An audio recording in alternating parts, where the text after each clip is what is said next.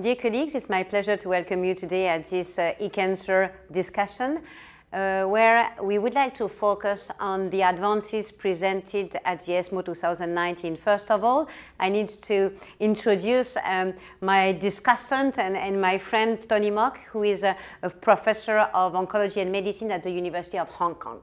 My name is Solange Peters, and I'm working in oncology in Lausanne, in Switzerland. Solange, it's a great pleasure to have a chat with you in lovely Barcelona.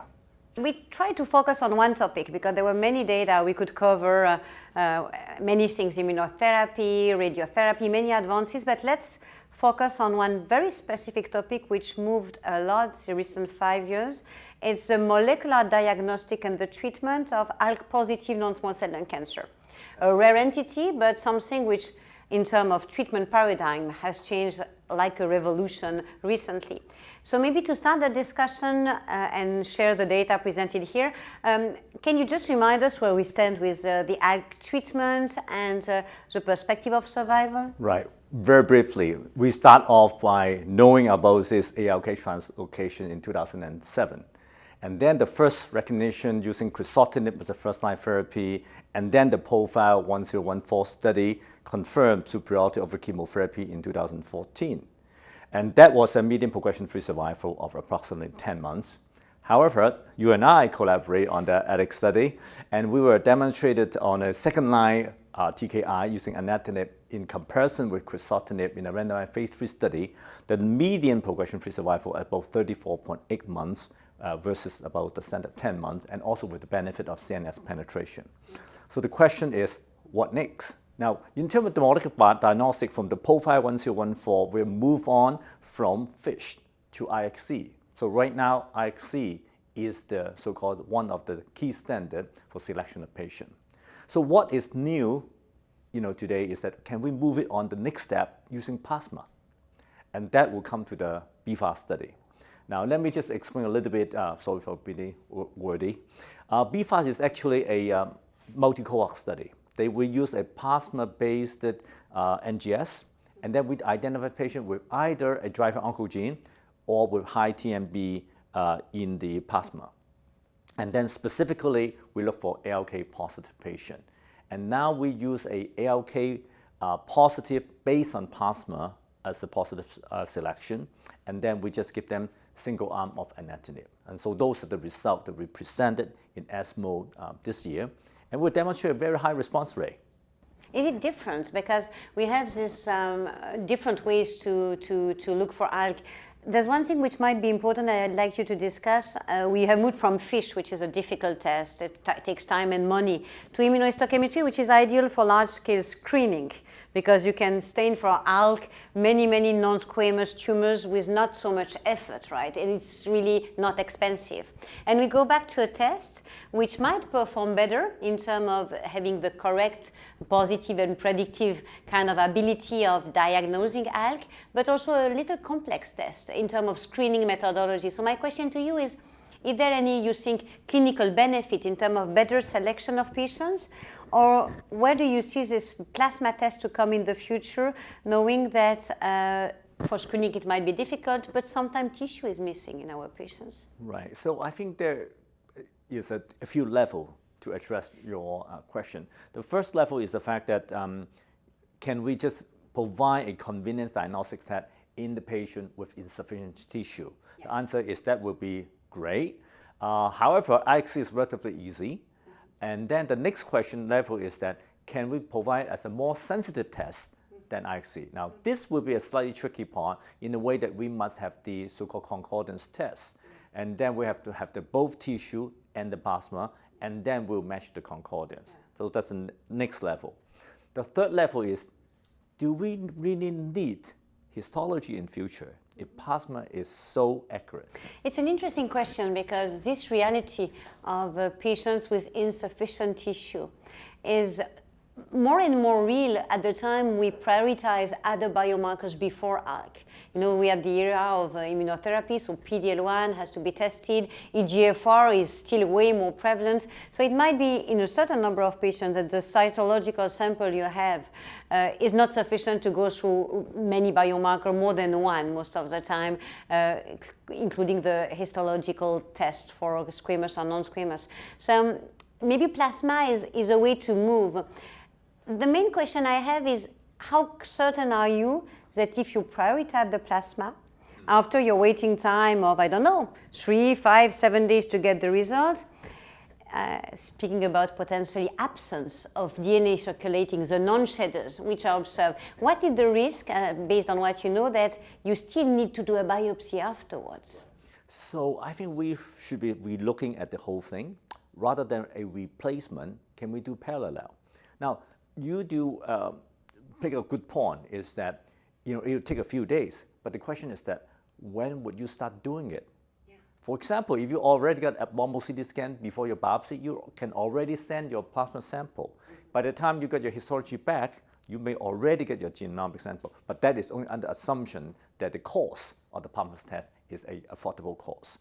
Right now, it's still relatively expensive, but I think in the future, the price may go even further down. So I think to provide the most proficient molecular testing for the patient, I don't think we have one replacing the other, but rather concurrently, you may have duplication of data, but that is still helpful. If one negative, the other positive, the specificity right now, actually, which I'm going to share with you, the data from the BFAST is that we selected, over about 104 patients, and 87 patients were able to be enrolled into the study. And then using alectinib 600 BD, the response rate was extremely high. It's almost like 75%.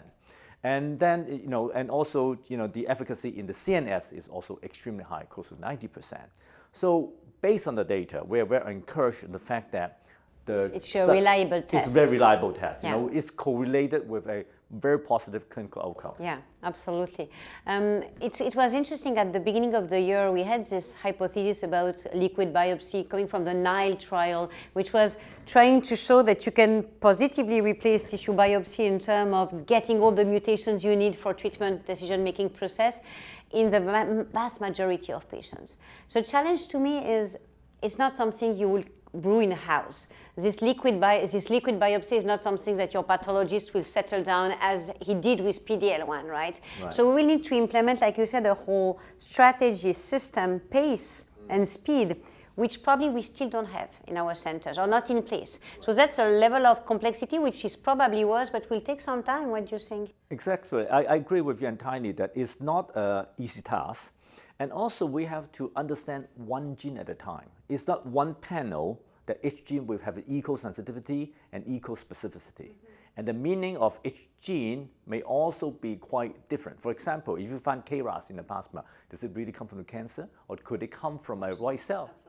Absolutely. But then on the other hand, you find ALK, translocation, and M4L, then you know quite sure that it is coming from the cancer. Yeah. So it's a very complex information, and I don't think we should take it lightly, just say NGS, no NGS, replacement, not replacement. I think we really have to have a very intricate system of how to utilize this information. So just let's try to imagine that waiting for that implementation of a nice system, we might use liquid test for resistance, because you're probably a little less under pressure of the time. At the time of resistance, you give alectinib. This is a long time PFS. After 3 years, there's a progression, usually systemic, right, not specifically in the brain. Would potentially a blood test here help? And do you perform this in your center in order to understand the mechanism of resistance? We sometimes do it, and we're a little frustrated not always to get the answer there. Right. So there is the research side and also the clinical application side. Research side, of course, I say yes to that. I mean, in a way, that's the only way to learn. Yeah. But on the other hand, in the clinical side, if the patient is already on alectinib as a first-line treatment, as per ALEX study, the question is, which mutation that make the major difference in your treatment decision outcome? Now, so obviously, it's a G1202R. If you have that positive, then you probably go for a third-generation drug or nivolumab.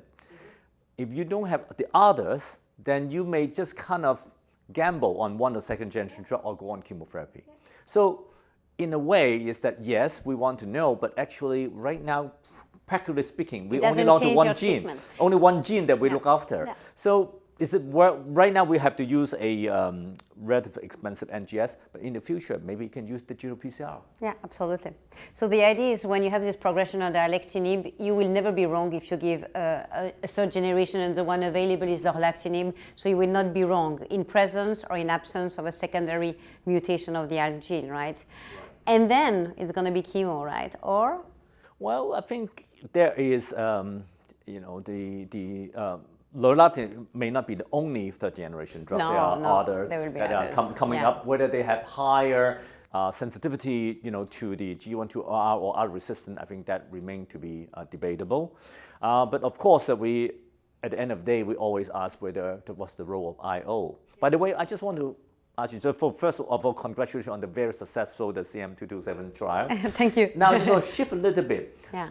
For ALK-positive patient, where will you put IO? And then potentially, what's the IO-IO combination in the ALK-positive So patient? it's a good question because it was part of my last question. At the time of, the question is more for all this oncogene addicted situation where obviously the number of mutations, because most, if not all of the patients are never smokers, and they present with a tumor which is probably poorly immunogenic, not strongly immunogenic at least. So to try to position in that disease entity immunotherapy first, like we do in unselected patients, with chemo or without chemo, it's probably not a good idea. And it's certainly not a good idea when you see 3 years of PFS with alectinib. Who would start with something with 8 months of duration of response? Nobody would do that. So chemo and IO have to enter the discussion when you have exhausted the TKIs. The TKIs combine not very well with immunotherapy, and the result of combination were never really promising and not really better than the TKI itself. So it's really, if immunotherapy comes, it's really after you have exhausted the TKI. And that's a good question, where and how to position immunotherapy. I'm quite sure it's worth trying, because in every long-term trial looking at 5-year survival, you have these 2 EGFR mutated patients, this ALK patient, this massive brain metastatic patient. So you have this patient telling you that the truth is not in no way. The truth is we don't know really how to select. So I think it's worth exposing even the ALK patients. I would do it during a chemo combination, like in the Empower 150, because I like the idea that a little bit of neoantigen release is taking rise with the chemo of paclitaxel, carboplatin plus bevacizumab, and the atezolizumab will expand somehow the T cells. I like this idea, but you can also give the chemo and try to go later on with immuno, but I would try immuno. For this decision, does the PD-L1 expression will affect your decision? It's very difficult in ALK because my experiences in my ALK patients is very variable. Many of them have a high PD-L1, and the predictive ability of PD-L1 in that specific disease has not been shown at all. We know there's a low TMB, so we know it's not a strongly immunogenic. PD-L1 can be driven by intrinsic regulation in the cell, right? It can be driven by the oncogenic pathways. So I'm not so sure anyone has shown that PD-L1 is predictive there. And for the Empower 150-like regimen, I don't think for all the chemotherapy combinations, the PD-L1 loses a little bit its mandatory paradigm for selecting patients. So probably not. And you are late in the line, right? It's 5 years you follow your patients. So I think you have to move with lower level of evidence-based, chemo for sure, because remember ALK-positive disease are chemosensitive, and immunotherapy I would give it with the chemo. What do you do? Well, I agree entirely with you. This is exactly the way I practice. So one thing that will be of interest is that apart from the IO, after chemotherapy, do you really re-challenge with the TKI sometime? And then if you re-challenge, it, do you also do another molecular profile to make sure it's still L-dependent before you re-challenge the patient? Yeah, I do that.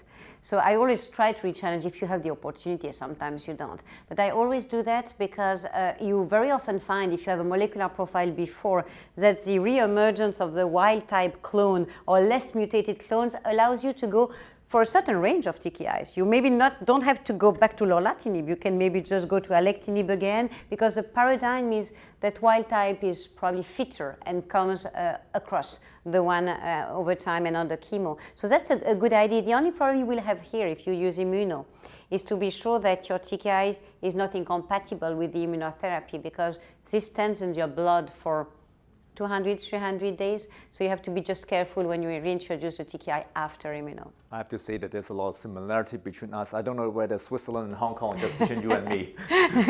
Wonderful. So I think we've covered it. Thanks a lot, and thanks to all of you for your kind attention, and have a nice day.